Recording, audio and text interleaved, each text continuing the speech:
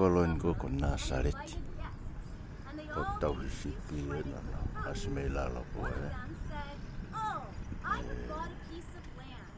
No olive.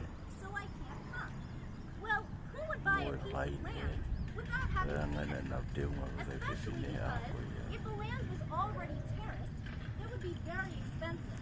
But it would be very good for growing because you could plant right away. A person could also buy much cheaper land that was bedrock than this. But it would take generations to be able to put the steps into the land and be able Malako to hamanat pele ka So everyone listening to Jesus tell this parable no foi na believes sisu that foi this is na just na as go do ridiculous perto mai. as you. And very Ko vai no insulting ke because tau it's ta obviously masi. not true.